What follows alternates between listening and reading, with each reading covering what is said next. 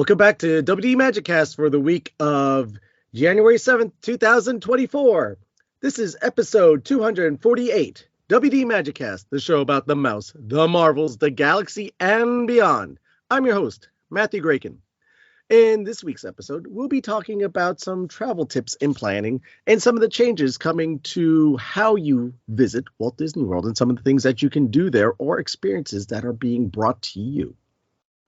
And we have a special guest on board as well, one Miss Jacki York from MEI Mouse Fan Travel, along with our usual resident expert of nothing, Dave Goldman. And don't forget to join us on social media, where we can be found at WD Magiccast on Facebook, X, Twitter, Threads, TikTok, YouTube, wherever you please. We are out there. So make sure to join along and check out our TeePublic store, where you get yourself some really cool merchandise with our logo on it. Help support your favorite podcast and get something in return as well. And on that bombshell, on with the show.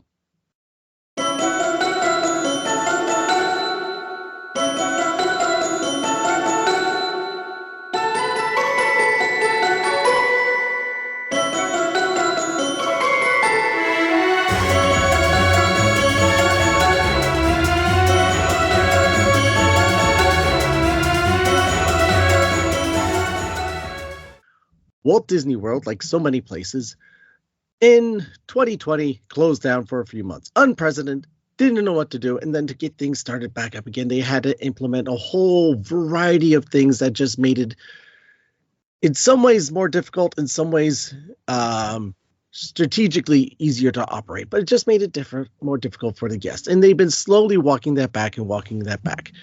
We're finally at a point that a lot of things have come back to quote unquote normal, or have changed back to a way that kind of resembles what it was. And some of that stuff is changing on the 9th. Some of that stuff is begin. And there's also discounts coming up. Yes, discounts are back as well. And not to discount this person's knowledge, but someone who probably speaks more about Walt Disney World than I even do. We have one Miss Jacki York from MEI Mouse Fan Travel, who is an expert, and I do mean expert, on travel in general. I'm not even just going to say Disney and Disney parks, but just traveling in general. She can get you from point A to point B and renew your driver's license while you're doing it. Jacki, welcome back, or welcome here. Hey, First time here. We hope to have you back, but welcome here. Yeah. Hey, Matt. Hi, Dave. How you doing? We're good. How are you? And speaking of Dave, yes, our resident expert of everything and nothing at all. Dave, welcome here. It's always good to have you back. Happy New Year to both of you. I don't know if I should be offended by that or not, but, hey, I'll roll with it. I'll take it. It's a nice title. Happy New Year. Happy New Year indeed. Yes. Hope everyone had good holiday. This is our, technically second episode of the year, but our first one recording this side of the calendar. Yep. So I haven't seen you since last year, Dave, and I haven't talked to you in a little bit too, Jacki, but it's good to hear from you and see you both well and hanging on there. Mm-hmm. And my voice is finally coming back from everything that I was dealing with. Pneumonia, not a fun thing. Pneumonia? Wow. Yeah, not fun. No, but let's talk about some happier things. As I was saying before, things are changing at Disney. And Jacki, you are probably the best person to talk about what all planning a Disney trip in 2024 is going to be different than it was in 2023. And I think you probably are one of the foremost people to be able to ask what is the changes that people can be expecting to see. What do they not have to do anymore? From my understanding, if you have a certain type of ticket, you don't have to book your park in advance anymore. Is that correct? Yeah, I mean, there's a lot of changes coming, Matt. Actually, we're going back to the way things were before the pandemic, which is fantastic to see. And I think it's going to be easier, a little more flexible for people to visit this year. And, guest favorite things like Park Hopper and dining plans are back. And they're back to where they were in 2019 before we all went through COVID and the pandemic. So I think people are really excited about it. I mean, just judging by the reaction I've been getting from people reaching out to me, wanting to plan trips. People are saying to me, we've been waiting for this. So I think that people are really excited about it. But with the park hopping, wasn't that already a thing though? Or did they, so then how did they change the hopping? Because yeah, it was. I mean, when we first came back, there was no hopping. Then they went to, yep, you can park hop, but only after 2 p.m. And it was based on capacity. So, there could be a time where you'd run into, well, we want to go to this park after 2 p.m. Well, you can't because it's already reached capacity. You can't. But now starting January 9th, park hopping is back for real. You can go to as many parks during the day as you want. You don't have to wait till 2 p.m. You can be a park hopping fool. You can go to 4 parks in one day. Okay, so in other words, they've gone a little bit easier on the park capacity then. There's no more limitations on that? Is that? Yeah, I mean, that's my understanding. I think that's what's happening. And I think Matt touched on this a little bit a few minutes ago. Park pass reservations are going away. So for those that don't know, when Disney reopened after the pandemic, they instituted a system called park pass reservations, where you actually had to make a reservation in order to visit a park on any given day. And that was sort of how they were keeping an eye on their crowds, on their capacity, limiting the number of people allowed in the parks in hopes of, spreading people out a little bit, giving you a little more breathing room. That is going away. So, it just means that people can be a little more flexible in their plans. You don't have to make those park pass reservations as soon as you book and possibly be locked into that specific schedule on your vacation. You can just, wake up one morning, decide you want to go to Magic Kingdom and head on over there. Yeah, because that part confused me a little bit when we booked with you a couple of years ago, because I'm like, I already have the ticket for the park. Why do I need to make that? You know what I mean? But then I was like, oh my gosh, oh, that's everybody. right. Just because I have it, they don't know what day I'm going there. So I put 2 and 2 together. But when I first booked it, I'm like, huh? No, I mean, because the name of it was Park. The Park Pass was right in the name. Park Pass reservation. I mean, so people were like, what's the difference between park ticket and park pass and park? There was a lot of term. I mean, Disney loves their terminology. Yeah. Oh yes. So the wheel of names. Exactly. Magic, wonder, adventure, dream, fantasy, yeah, magic. Yeah. I say magic.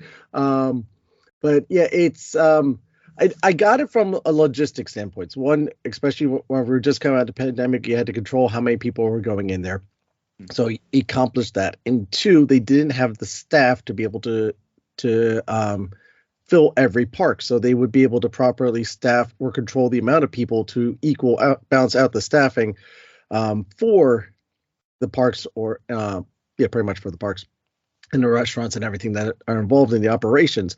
So it made sense to me, even though a lot of people just thought it was just complete awful and just horrible. But it's also nice if they're able to take this away. That means they've gotten to a point that they've staff the parks properly now, and they're able to manage the guest flow and everything, because I mean, anyone that's been in the parks in the past 12 months have know that there's no downtime. It's just relatively busy now. I mean, supposedly it's coming back a little bit and leveling out, but it's still busy. It's busy all the time. It's still lots of craziness and madness.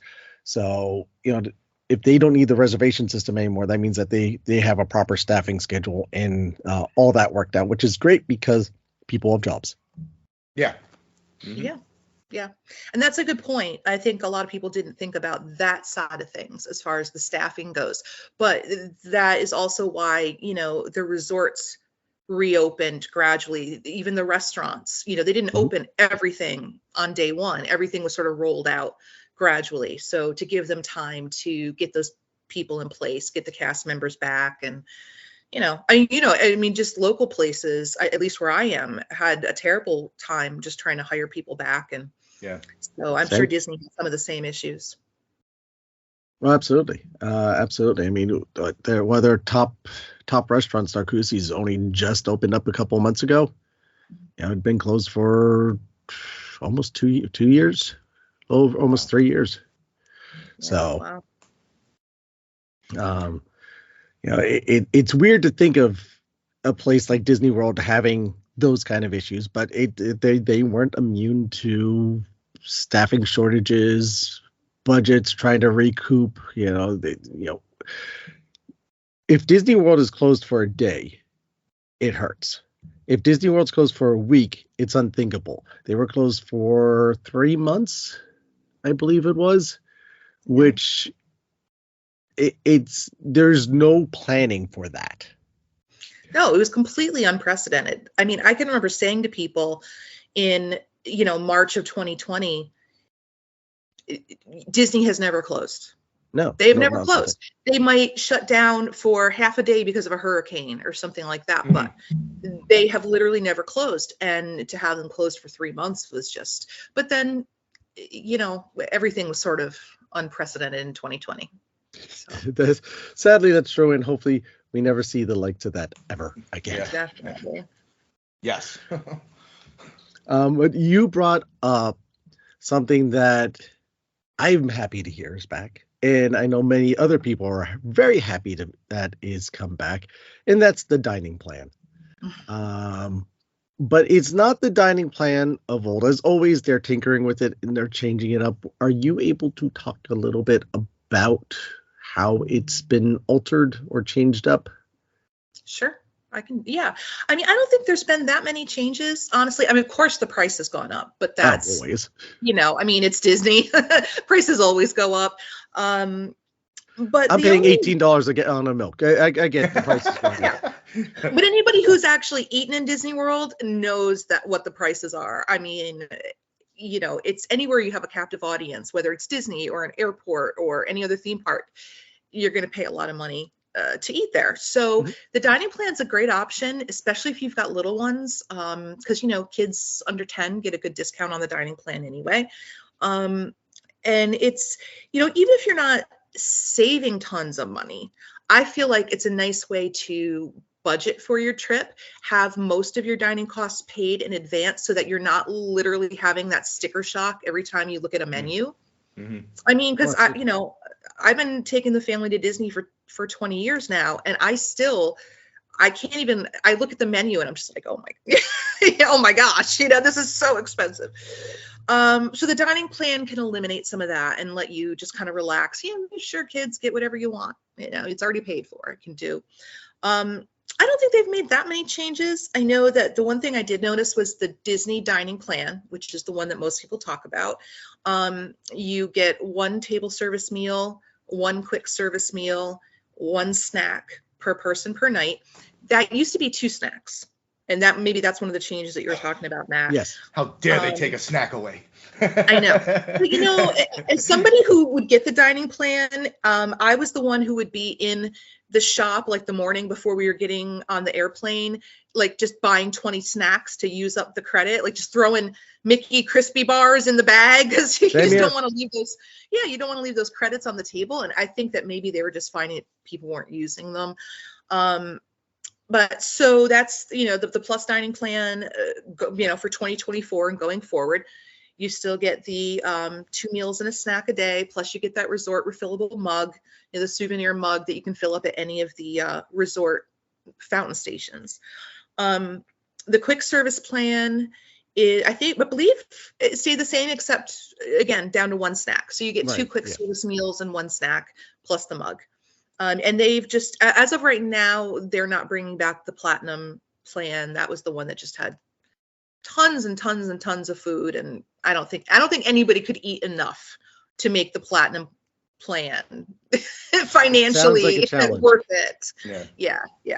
But I know, like I said, a lot of people are glad they're back. I'm glad they're back. Just gives people more options. And, people like to budget for vacations and know that, that most of the stuff is paid for before they go and not get a huge bill at the end. So this will make it easier for them. I guess I would have 2 questions on that aspect. Then is the dining plan only for the parks?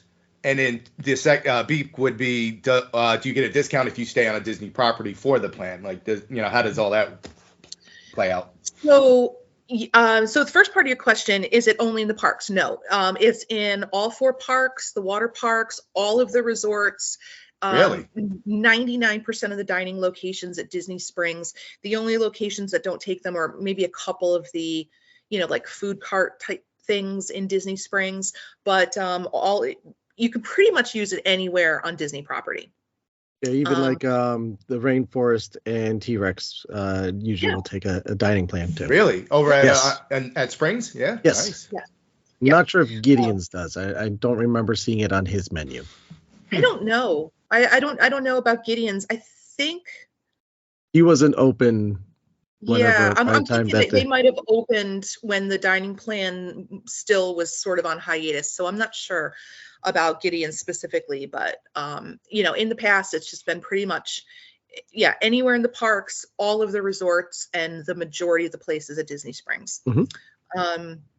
As far as a discount goes, you don't get a discount on the dining plan just for staying in a Disney resort, but Disney does release discounts that sometimes give you a discount on a dining plan or even free dining, depending on when you're traveling and that kind of thing. But like your length of stay or whatever, is that, I guess that. Yeah, the dining plan is based on your length of stay. So if you are staying in a Disney resort and that's another thing, you can only get a dining plan. Oh. Don't. She froze. Dun, dun, dun. No. But I think what she was going to say is that you can only get a dining plan if you're staying in property because it's attached to your resort reservation. Oh, there we are. Hey, Sorry you're back. I don't know what happened. That's okay. The joys of technology. Yeah. So all I was saying is that you can only get the Disney dining plan if you are staying in a Disney resort. So Good Neighbor Resorts, things like that. There, you can't get a dining plan when you stay there.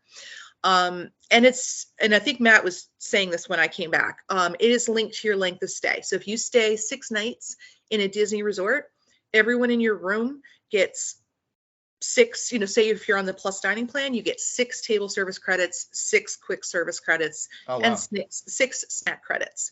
So it's which automatically is a nice added. change because it used to be attached to your park tickets, which that was horrible. Now they switched it over to your resort tickets, to your resort booking. I don't remember a time it was linked to your park tickets. At one point we were told that because we only got like 3 parks, 3 tickets one day. We were staying for 5 days and like, nope, you only got 3 days worth of stuff. I'm like, but we're here for 5. Well, you were clearly not using the right travel agent. So. No, I wasn't. Yeah. Come on, Matthew. But yeah, no. So it's definitely the nights of your stay.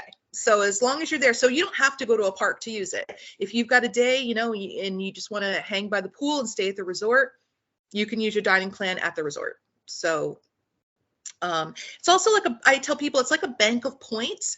You're not obligated to use a certain number of points every single day. If you have a day where, you're running around and maybe you just don't eat as much, or maybe you leave property for some reason to go somewhere else, and you don't use your credits that day, you're not going to lose them. They just roll over to the next day. So you can pretty much use them in any order that you wish. Nice. All right. So like the next time, if we were to go to Disney for whatever, a week, you could give us like a, what do you call it? An estimate of what it would be for the whole kit and caboodle, airfare, the resort plus or minus the dining plan. This way you can weigh in, okay, yeah, I want to spend the extra money on the dining because, trust me, the last couple of times I went out there, I probably wish I had a dining plan. And people see the price of the dining plan and they say, oh my gosh, that's so much money. And I'm like, you have no idea. You go there, it's eating is pretty expensive. Mm-hmm. I'm sure there's people who eat granola bars in the room and bring sandwiches to the park for lunch. And there's people that do that, and more power to them. I've just never, my family just doesn't vacation like that. When they're in the park, they want to eat the park food. So, yeah. Yes. And like you said, it's a wonderful peace of mind that it's something you don't have to worry about while you're there. And then when you're booking the dining reservations, you don't have to look at the menu and go, oh my goodness, how much is this going to cost me? How much am I going to have to budget for this? Is this going to be a possibility to eat at? Just picking one place off the top of my head, California Grill. or garden grill. Can we really do this? Or do we just have to eat at Landscape of Flavors and just really budget it down and just really kind of nickel and dime it? You pay for it in advance. It's one straight price. You know how much it's going to cost you when you figured it out and you talk to Jacki or your travel agent, and you pay for it in advance, and it's done. You don't have to worry about it. It's not another headache and not another stressor, and it allows you to enjoy your experience at the parks or just on vacation that much more. And that's something that I've always liked about it whenever they introduced it, way back when. Yeah. To your point, it's like when the last trip we took, when we had those 4 days in Disney, and then the cruise. Like in the cruise, like once I get on there, everything's paid for. I don't have to worry about anything. I eat and drink till till I get home. But when we're in Disney, exactly. But for me in Disney, it was just like in your head, you're in the background going, okay, you're running that calculator of how much everything else is costing on top of what you just spent. And you're like, you don't want to restrict anything, but you're just like, but now having that, that will put that to bed and you don't have to worry about it. So that's awesome. And if you've got little ones and you really want to do character meals, character meals are fantastic, but they are expensive. Mm-hmm. Especially anybody 10 and up is considered an adult on Disney property. So when you're looking at some of these character meal prices and they're $70 a person for a family of 4, you're looking at almost $300 before any kind of tip or extras, so it's nice to be able to say to the kids, we can have breakfast with Mickey. We can have, dinner with Winnie the Pooh. We can do all these things. They're already paid for. I don't have to stress about it. We can go into it knowing that we can have a good time and, not have a heart attack every time we see the bill. So, right. Or again, you're sitting down at a restaurant, you're not looking, okay, I would really like the steak, but that's $50, and let me go for the $15 cheeseburger instead. Mm-hmm. Yeah. In fact, when you get the dining plan, most of the time it's kids, get the steak. Get the steak. Let's get our money's worth out of this dining plan credit. Can we have dessert? Absolutely. Yes, you can. And that's a good thing to bring up, Dave, Matt, is that as far as your credit, right? What you get for your credit, when you have a table service credit, you get your entree and your beverage. Now, guests over 21 can actually get a beer or a glass of wine as their beverage. So you can have a drink with dinner, and after running around the parks all day, who doesn't want a beer or a glass of wine? I do. Yeah, exactly. Or if you're at a buffet, it includes, obviously the buffet and a drink. Quick service credit is, again, your entree and your drink. Again, you could get, you get a drink with that. So I've never seen anybody have the dining plan and say there was not enough food. To Disney's credit, they do give you substantial amounts of food for, what you're paying for the dining plan. Mm-hmm. And like you said, you also get the refillable mug, which I always love having, and it's one per meal plan.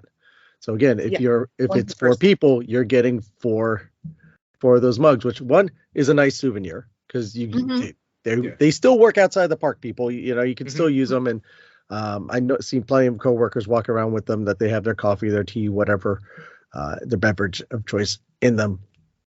So it's a nice souvenir that you get that you can use, and while you're in there, just you're walking past the lobby, fill up. You're going to the pool, fill up. You're going to just head out, fill up. There's nothing to stop you from constantly filling up, other than taking those few extra steps or carrying that drink with you, and having a drink of your choice around. I trust me, I do it quite often. Yeah, that was like a big the last time, I keep saying this, but the last time we were out there, do we really, because we're only here for 4 days, do we really want to get those travel mugs? And then I started, again, doing the math, and I'm like, coffee a day, then the sodas, I'm like, yep, we're going to get them. So they're definitely worth it. Yeah, and like I said, they're nice souvenirs too. Yes. Yeah, it's always a fun design on them. Of course, I remember back to the day whenever each resort had its own design. But that, Yeah, I know. now you just get the one generic design across the property. But I understand why they do it. And, it's still a nice design. It's a nice souvenir. They do switch it up usually once a year. So you get, you always get a different one. Mm-hmm. But you mentioned that there is a discount. Should we talk about this interesting discount that is available for the dining plan? Sure. Yeah, actually, Disney has several discounts out right now. The general discount available to everybody is a room discount. Okay, so actually, select nights anytime between now and October, there are actually room discounts available. Like any Disney discount, it pays to be super flexible, because they're never available all nights, all resorts, all room categories at the resort. But, one of the things I do when I'm working with my clients is, maybe we can't apply the discount to your standard view room at Caribbean Beach, but we can upgrade you to a water pool view room instead and still save you a little bit of money or something like that. If you're flexible, there's usually a discount available. As far as the free dining discount, right now it's only available for Disney Plus subscribers. Disney Plus subscribers can get a free dining plan, a free quick service plan if you're staying at a value or moderate resort, a free Disney dining plan if you're staying at a deluxe or a deluxe villa resort. That's available select nights from July 1st through the end of September. And if you have a Disney Visa card, there's also a room discount for you. If you are a Florida resident, if you are an annual pass holder, there are room discounts available for you. So again, Disney, the discounts are definitely back. I use them on a daily basis. And when I was kind of just reviewing them for this podcast, I was surprised, like, wow, yeah, okay, there really are quite a few discounts available. Again, it's just important to be flexible. Maybe, adjust your travel dates by a day here or there, or maybe stay in a different room category, or something like that. But there are definitely discounts available out there. Now, here is a key question to that. Mm-hmm. Can you stack your discounts? No. No, unfortunately, Disney does not let us combine discounts. So it's really important to have a good travel agent, because one of the things that I do is get the best one. Yeah. Thanks, Dave. You're welcome. So when these discounts come out, just to give you a little sneak peek behind the curtain, I'm going to be looking at a web page, and it's going to show me all the discounts that are available on your particular travel dates at your resort. I can click on each one, price your room category or whatever room categories are available, and take a look at them and let you know what is the best deal for you. So, because Disney, being Disney, there are always a lot of caveats and requirements for these discounts. Just recently they were advertising all over the place, kids dine free, kids dine free, kids ages 3 to 9 on select nights, select resorts, select room categories, wow, could dine for free. So you really had to look at, well, this family only has one child under the age of 10. It's not going to really save them that much. But if they apply the room discount, they're going to save a lot more. So, Disney requires me to do math on a regular basis so that I can assist my clients and advise them correctly. Better you than us. Yeah. Yeah, it's 6 a.m. with one eye open and my calculator next to me. That's on a discount day. That's where you'll find me. And a very, very large cup of coffee. Yeah. Starbucks delivers just near me. There you go. Yeah, it's so like you were saying, even like the for the Disney Plus free dining option, you have to have at least a 4-night park ticket, I believe. Mm-hmm. Yeah, it's a minimum 4-night stay and a 4-day park hopper ticket. So not even a 4-day base ticket, you have to have park hopper on there too. So sometimes if you look at, I mean, Disney calls it free dining, but you're paying full price for your room and your tickets. So it's not really free. I mean, you don't get me wrong, you're getting a good discount on it, but sometimes people see free and just lose their minds, right? But sometimes the room discount is really a better deal for you. So again, it's just important to do the math and say, well, this is what the dining plan's worth. This is how much our room discount could be. What makes the most financial sense for our particular family, our particular situation? And how many people does the Disney Plus subscription cover? So if I got a family of 3, I'm the only one subscribed to it. Does it cover my whole family? Household? No, it's your household. Okay. Yeah, Right. It's your household. And I think even immediate family, I think I've done up to 2 rooms with the Disney Plus. Now, a very important for the Disney Plus exclusive discounts, like the free dining, I actually have to submit a verification form. So I have to send them your reservation number, the name that your Disney Plus subscription is registered in, the email it's registered to. So Disney will actually go through and verify them, and they do. Because the last time that they did it, I think there was one reservation that, I don't know, I showed that I had submitted the verification form, but Disney came back to me and asked me to submit it again because they couldn't find it. So they are definitely going through them and making sure that the people who are getting the Disney Plus subscriber discount do really qualify for it. Yeah. So if you're one of those people that, not that this ever happens, that happen to share an account with friends or family or something like that. Right. Yeah, they're not getting it. Yeah, no, it really is supposed to be your household who, the email address that the Disney Plus subscription is registered to.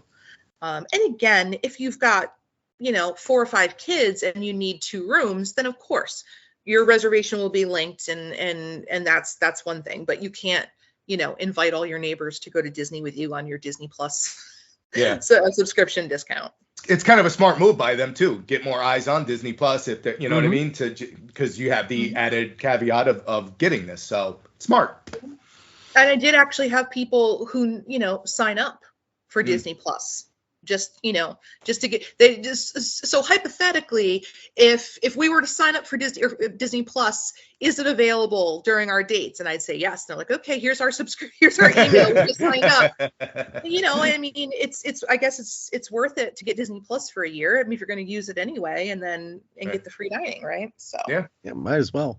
But like you said, and this is again, we're having a travel agent who is worth their salt, like a Jacki York at MEI Travel, would be able to tell you that, well, if you're not one that's going to need, you're only staying 3 days and you don't need the park hoppers, this may not be this is not going to be working for you, but there's the other options. And this may work out better for you. Or again, what are you paying in park hopper versus how much you're going to pay for the dining versus what room discounts you can get? What actually works out best for you?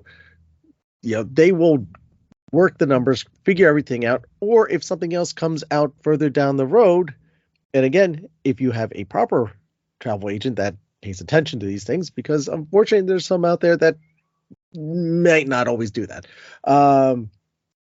They will tell you, hey, this just came out. This is, save you some additional money.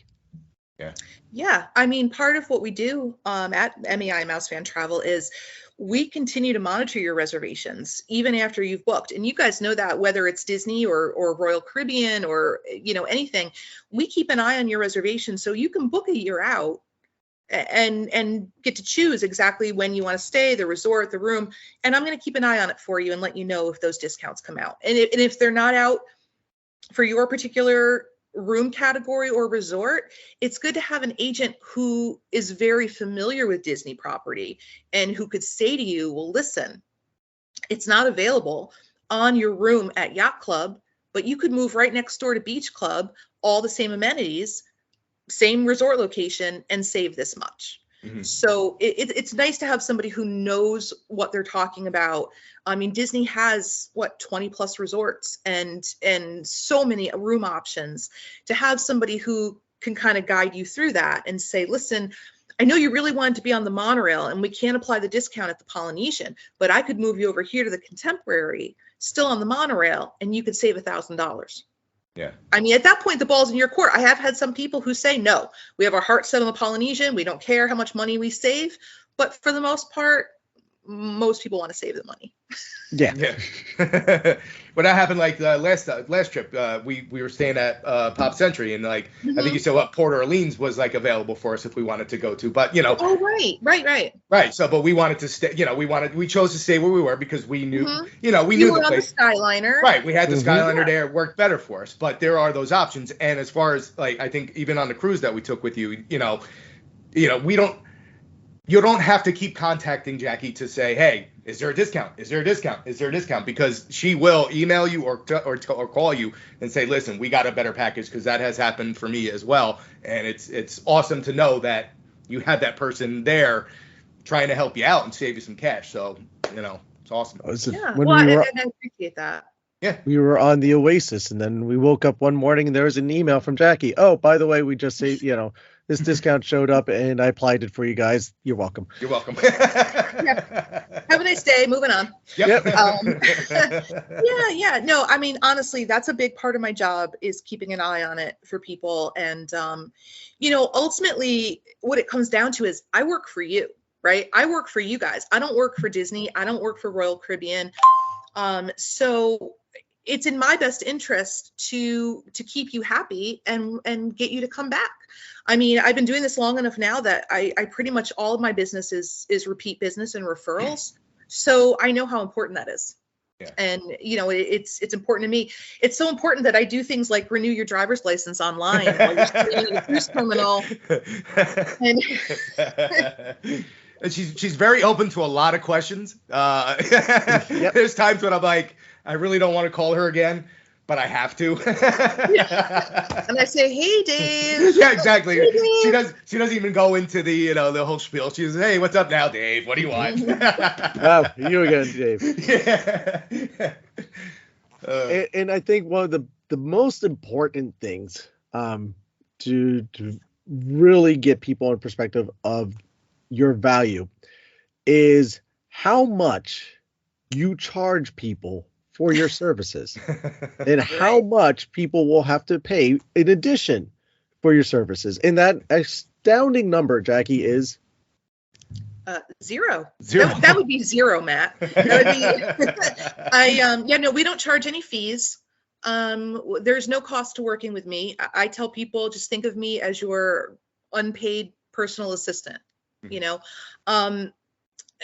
it's funny, before I became a travel agent, again, that was a long time ago, but I didn't know how they worked either. And I have people say this to me all the time. How do you make it? How do you get paid? How is this your job? We earn a commission directly from the supplier. So whether it's Disney or Royal Caribbean or Norwegian or whatever type of travel you are doing, that travel supplier will pay a travel agent a commission for booking your trip. Because either way, they're going to pay somebody in a call center to answer your call. They're going to pay somebody at their, so, I earn a commission from them. It doesn't affect your price at all.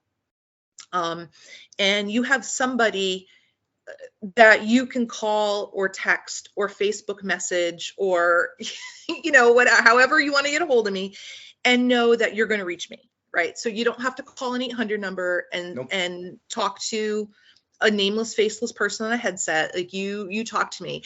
And I think one of the great things about my job, and because I've been doing it so long now, is I really get to know your family.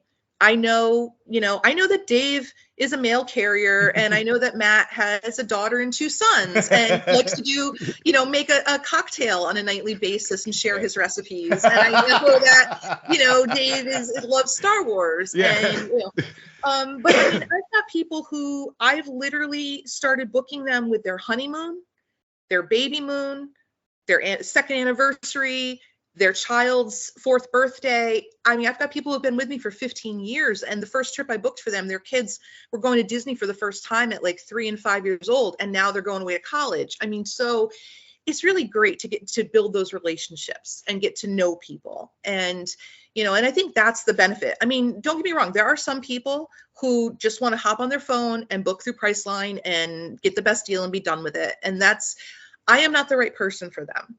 I'm somebody who is going to get to know you, and I'm not going to always sell you the cheapest thing because I know that you're not going to be happy with it. And I want you to be happy. Sometimes it's more about value than the dollar sign, right? It's about what are you getting for your money, not what is the cheapest possible way to do it.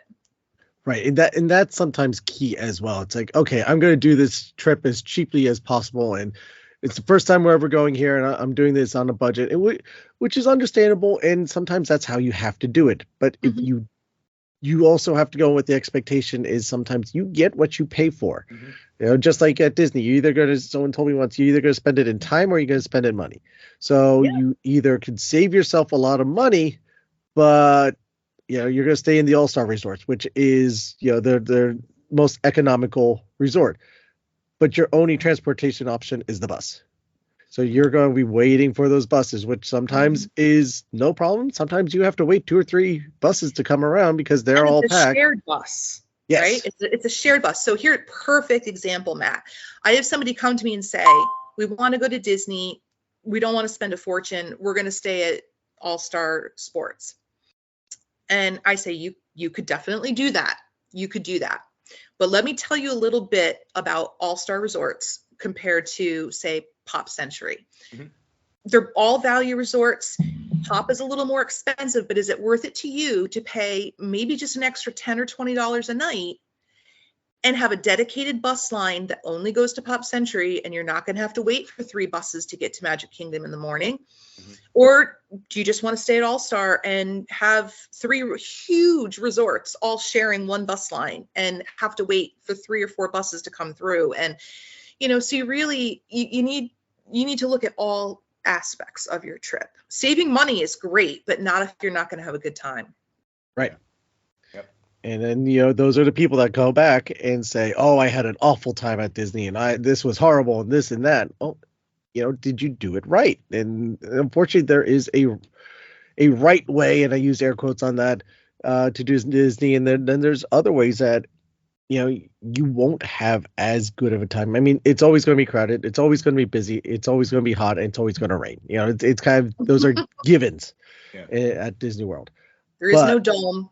There's no dome to keep the rain out when you're at Disney. No, this is in Tokyo. But but if you go in knowing that, and then you have someone to be able to guide you to who has plenty of experience, even if you've been there before, it's always good to have someone with experience, or which has happened before, you go there and something goes south. Something doesn't, something happens. Either a reservation is messed up. You don't get your room right, which has happened to us. Something happens that you have someone to be able to reach out to and say, help me. Case in point, I think the first time we used you, when we flew out to Disney, we got all the way to the terminal. My flight was canceled. That's right. I don't know if you remember, and then I called you up, and I'm like, I don't know what the heck's gonna happen here. My flight just gets canceled, and because if I had to go home, we had to redo the reservation and stuff. Right. But you were there, like, to Matt's point, like, you're there, you're available. We can call you in case something happens. You can, and I mean, it really, at this point, not a lot surprises me. Today kind of surprised me a little bit, but I mean, for the most part, I've seen or heard it, or I've gone through it myself. I mean, I've had prescriptions delivered to Disney. I've had to find a dentist when I've been at Disney. I've had to do, so there's a lot of things that, people kind of think, oh my gosh, we're in Disney and we're kind of in this bubble, but there is a whole industry in Florida that has built up around getting you whatever you need when you are in Disney World. So, you can pretty much do whatever you have to do.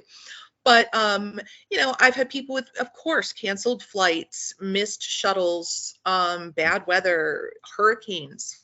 I mean, my last trip. Yeah.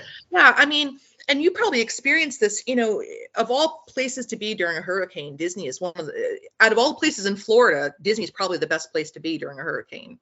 Oh yeah, I had a great time. Some of my coworkers I was with that were down there at the same time as me. We weren't there together, but they were down there at the same time. Strangely enough, didn't have as good a time, and I said, well, we're in the same place. How did I have a great time and you didn't? Because they didn't take it. They didn't think to ask certain questions and do certain things, and that's besides the point. That I guess that comes from experience. And no one decided to reach out to me and say, hey, what should I be asking? What should I be doing? Like, oh, well, just, go to guest services and talk to them. And, that's when the magic of Disney really can happen, but you have to take that first step. You can't expect them to just go ahead and say, a wand is waved and then everything is taken care of. You do have to take that first step and go to guest services and say, hey, I lost out, we lost a half day at the park. Is there something we could do to, make up so my family could still have the experience that we came here to have?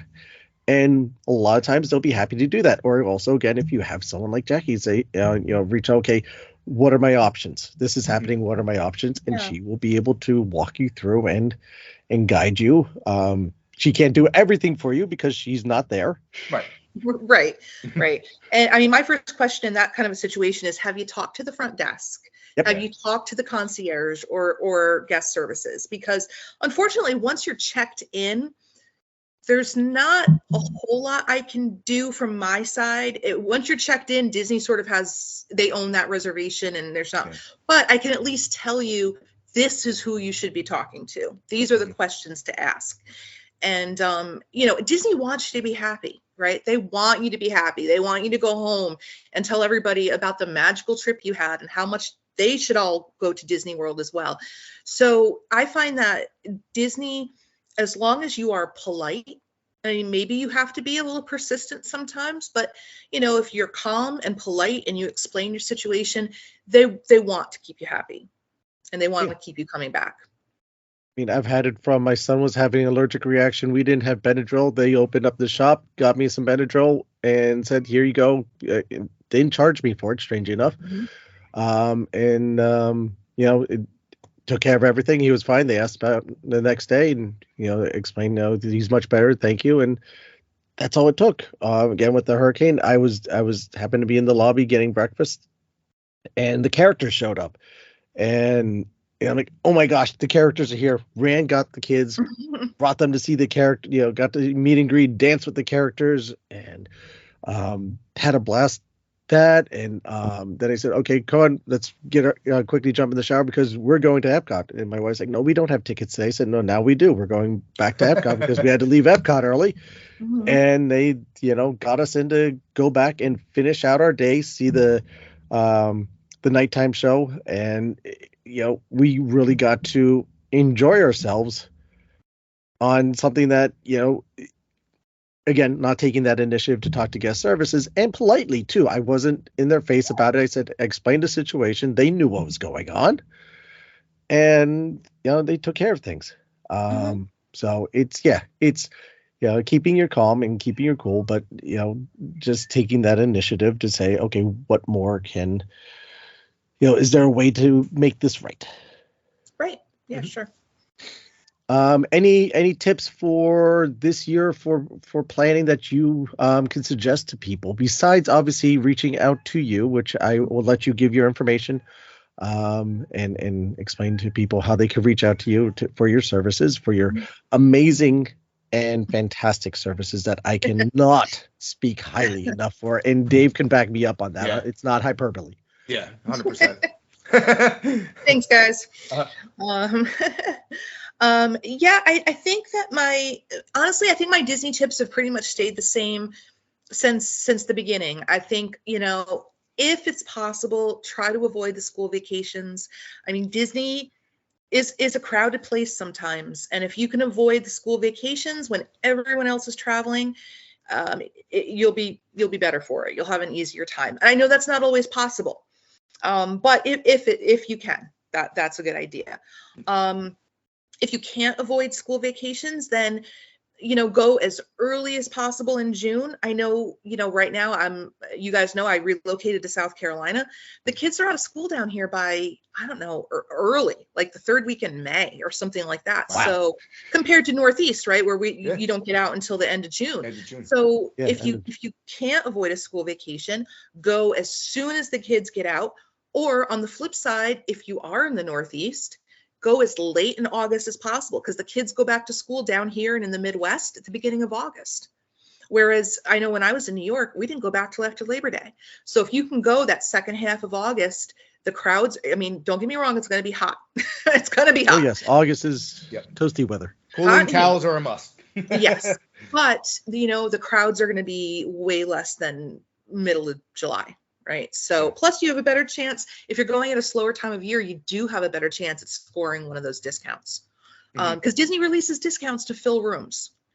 Right. So if you go during a slower time, you have a better chance there's going to be a discount on the resort or the room category that you want. Mm-hmm. Yeah, it's got one of the things that surprised me about the room discounts that they just put out now is some of the time periods are generally some of the.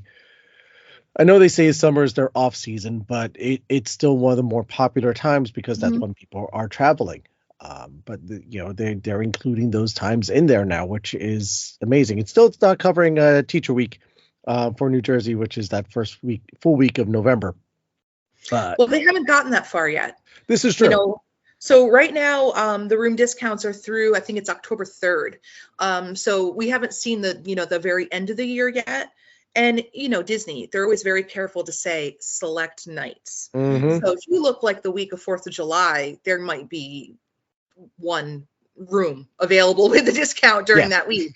But again, if you can tweak your dates slightly here or there, you can, be a little flexible. You might have a better chance.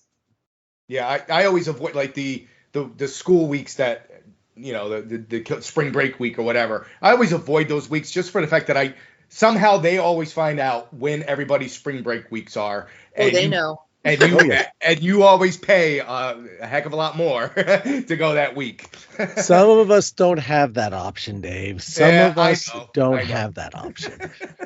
I know. It's hard. I mean, I used to work in a school district and I was limited to school vacations, and a lot of my first clients were teachers who could only travel during school vacations, and it's hard. I mean, that it's expensive and it's crowded, so you really just have to try to do your best and plan ahead of time, plan your attack, and know everybody should make a list of, you have everybody in the family write 2 or 3 things that are their absolute must do's.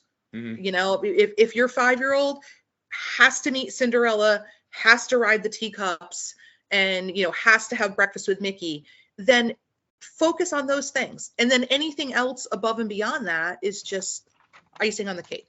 It's funny you said it last year when we went out there. I'm like, Tron, Guardians, we hit those 2. I'm good. It was a success. We got on both. Awesome. Right. And if that you was look my at it that way, yeah, and if you look at it that way, everybody's happy, right? They got to do their most important things. Mm-hmm. And then anything beyond that is just, wow, that was great. We got to also do that. Mm-hmm. Yep. Yeah, next trip I want Tron and cheeseburger spring rolls. Those are good. You haven't had those yet? Oh, no, I've had them. Okay. You want more of them. Yeah. I can't make that in my kitchen. Oh. I don't make much in my kitchen, so. But yeah, no, next trip, I'm definitely getting on Tron. I actually haven't ridden it yet. I've had 2 trips since it opened, and it just didn't work out. It didn't fit in our plan. Mm-hmm. I have been on Guardians a couple times, and I have to say, Guardians is probably my all-time favorite ride in the parks right now. Yep.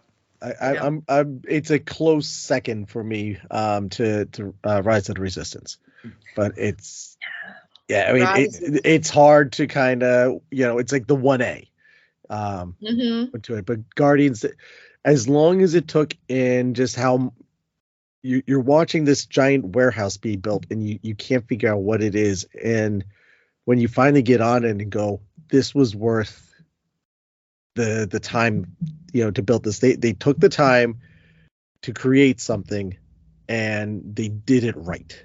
Mm-hmm. Yeah. Well, and I'm glad you mentioned Rise. I sometimes forget about it just because, I It's understand why broken? Disney, and yeah, right. No, I've actually been lucky. I haven't had, it hasn't broken down on me yet. So, but and I'll have to confess something to you guys. Like, I am really not a big Star Wars fan. Like, That's it. That's it. I gotta find somebody all right, else. I'm gonna have to tell Dan. and I live in a I'll family of email Star Heather. Wars fans. I'm Like, out. I'll watch them. Like, yeah, okay, they're fine. Whatever. Rise blew me away. Yeah. When we went on it that first time, I'm like, that was not a ride. That was just an incredible, immersive experience. You felt like you were in a Star Wars movie. You were participating in it. And it was amazing. So I guess my point is that even for me, who really, Star Wars is fine, but I'm not a huge fan, it so completely impressed me and blew me away that I'm like, I can't wait to go on that again. And speaking of like the newer, the bigger rides, they're usually in that virtual queue. Is there some kind of changes going on with the virtual queues? I was trying to look into something, like Matthew had mentioned it to me, and I read something, but I wasn't 100% sure what the changes were because it seemed the same. Well, yeah, I think the big change is because you're not going to need park pass reservations after January 9th. It used to be, in order to be in a virtual queue, you had to have a park pass already booked for that day for the park that you wanted to be in the So if you wanted to get on the virtual queue for Guardians, you had to already have a park pass for Epcot booked for that day. Everybody had to have a park pass. You had to, or otherwise you couldn't even get in the queue. You don't, there's not gonna be park passes. So that's one less step, I guess, to getting on or getting in that virtual queue. But you still have to be I'm assuming, at your property at 7 a.m. on the queue in order to get in. Does that still apply or no? 7 a.m. drop, you just have to be in your hotel. You don't have to be in your hotel. Right. Yeah, for the 7 You have a.m. to be a hotel on property though. On property. On property, yeah. You have to be a Disney Resort guest at 7 a.m. But then for the afternoon drop, because they'll do one at like 1 p.m., you have to be actually in the park. Right. So that's so the if same. you, Okay. Yeah. So if you don't get into the Guardians queue at 7 a.m., you can try again at 1, but you have to be in Epcot when you try. You have to be in the park that the ride is in order to join that virtual queue. That's good to know. Got it. Mm-hmm. And don't forget, if you don't get in that virtual queue, if you oversleep and you're not up at 7, or you can have the fastest fingers in the world and still not make it into the virtual queue at 7 a.m. Mm-hmm. You can always buy the Lightning Lane. And I know, sometimes people really get kind of annoyed by that whole, I'm paying so much to go to Disney. Why should I pay more to ride this one ride? But, if it's really important to you, if you know that is the one thing that your family absolutely must get on, and you're not coming back to Disney for 3 years, then just, pay the $12 a person and get on it. Yeah, that's, at least that way you're guaranteed. And one benefit to the Lightning Lane, even though it costs money, is that you can select what time you want to go. So if you're paying for a Lightning Lane and you're not going to be at Epcot until 5 o'clock, buy the Lightning Lane for 7 p.m. Yeah. With the boarding groups, with the virtual queues, they can call you anytime. You have no idea what time your boarding group is going to be called throughout the day. Yeah. And those Lightning Lanes, you'd have to purchase those ahead of time though, right? Because there's only a certain amount per day that they have, you know what I mean? And they'll book them. So in other words, the day of, you're probably not going to be able to use the Lightning Lane. So, right. Well, you can only buy them the day of. Oh, the day of, that's it. Yeah. So if you try for that virtual queue at 7 a.m. and you don't get it, you could always go back and just buy because everything is through the app now, right? Okay. Everything's through the My Disney Experience app, the Genie Plus option. And, if you don't get in the virtual queue, just hop back and buy the Lightning Lane for it. It will sell out for the brand new rides, to your point, but you can't buy it till the day of anyway. So everybody sort of has an equal shot. In the same, right. Okay. So you're basically saying if you miss the virtual queue at 7, get right on that Lightning so that you can try to purchase for that day. Right. Yeah. Especially if you know that maybe you're only going to be in that park one day during your trip. If you only have that one day to get on Tron and you, for whatever reason, don't get a boarding group at 7 a.m., just buy the Lightning Lane. And I know and I don't mean to sound cavalier about it. I mean, some people are like, that's all well and good, but it's $20 a person and I got 5 people in my family. It's another $100. And that's absolutely true. I mean, it's something that you have to decide if it's worth it to you. Yeah. But I'm just saying, and also they can sell out too. Yeah, Right. they can sell out. And I know, some people will say, no, forget it. I'm going to be back in a year. We'll do it then. But there are some people who maybe this is the only time they are ever taking the kids to Disney, and they want to get those kids on Tron, or they want to get them on Guardians. Sometimes that's just an easier option to guarantee that you're going to get on it. Indeed. One last thing I saw that's coming up, and maybe you could talk quickly on it, is the Good to Go days. What are those? They're for annual pass holders. So, annual pass holders still have some days that might be blocked out, or they have to make reservations on Saturdays and Sundays to visit the parks. And Disney's coming out with these, what they call Good to Go days. They're days that if you're a pass holder, you can visit with no park pass reservation, no blockout. The thing is, they're going to be kind of releasing them periodically. You just have to keep checking the park calendar for annual pass holders. And they're going to start releasing them around January 11th. And then again, they'll just be kind of releasing them throughout the year. Disney has days that they can tell that they're going to be slow days, and they're going to open it up to more people in the parks. Then the annual pass holders will have these Good to Go days where they can just decide at the last minute if they want to head over to Magic Kingdom. Okay. Dave, you have anything else that you wanted to bring up? No, I think we covered it. All right, Jacki, how can people reach out to you and say, help me? Help me. The best way is to email me, especially this time of year. I don't know if you guys know this, but this is the busiest time of year for travel agents. We call this wave season because it's like a wave just crashing over you on a daily basis. We book, 60% of our sales for the entire year are booked in the first couple of months. So I'm on the phone a lot, I guess is what I'm trying to say. So email is great because I can shoot you a quick email while I'm on hold, while I'm doing other things. And my email address is jacki.york@mei-travel.com. You can also go to the MEI Travel or the Mouse Fan Travel website and find me under, our team. You just click on it and I'll be listed there with all the other fabulous MEI travel agents. You can find me on Facebook under Jacki York, Independent Travel Consultant. You can find me on Instagram under Jacki_MEI, I think is my, see, I don't even know. I don't know what my own name is, but yeah, there are lots of ways to get a hold of me. So just reach out and I'm happy to help. And I'll put the email address in the show notes as well, so that way it's there perfect. for people. Yeah, because I know it's kind of a long email address. It's Jacki, JACKI.York. It is. You can thank my parents for that one. Ain't nothing wrong with that.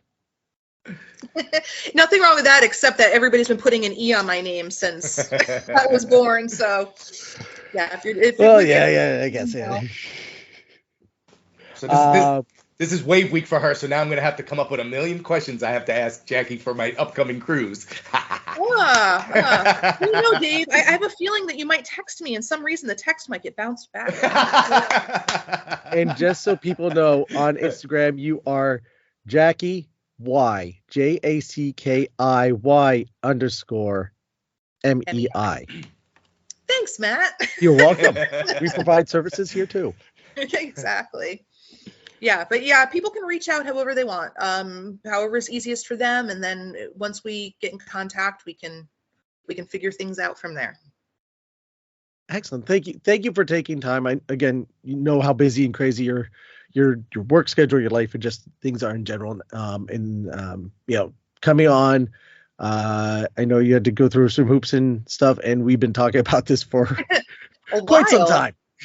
Yeah, I know. So finally able to get it done. A lot of it's my fault too. So it's thank you so much. Really appreciate it, and I hope to have you back on because there's a lithium of topics that we can discuss. Yeah, well, next time we can talk about cruises. Oh, absolutely. Yes, we didn't even delve into that part, but yes, next time. Mhm. Yeah. Yeah. Well, I don't think we wanted to make this a 3-hour. A 3 hour, but no. I'm sure you guys have some football to watch or something. Yeah, it's possible. Well, my team's out of it. I'm a Jets fan, so I haven't watched football all year, except for the first 4 plays of the first game until Aaron Rodgers got hurt. That was it. Game over. Yeah, we got some of that going on. I just have to take down the Christmas tree. Oh, boy. Oh, my goodness. I'm like on the December 26th. I'm like, all right, guys, bring the boxes out. Come on, we're going to go. We would have been, except we were all sick. Ooh, Oh, yeah. that'll There's do a it. lot going on right now. Yeah. Yeah. Well, it's that wonderful time of the year. Mhm. So, yeah. Thank you again, both, and we will be talking soon. You got it. Great. Thank you, guys. Have a good day. 2. Make sure to join the conversation, and if you have any questions, make sure to reach out to Jacki and find us on social networks, as I mentioned at the beginning of the show, where we're pretty much everywhere at WD Magiccast. If you want to leave us a voice message through Spotify website, Spotify podcasts, look us up on there and send us a voice message. Links to all these are in the show notes. I want to thank you for your time. I know how little time we all have these days, and the fact that we get to spend some time together means a lot to me, a lot to us over here at the WD Magiccast family.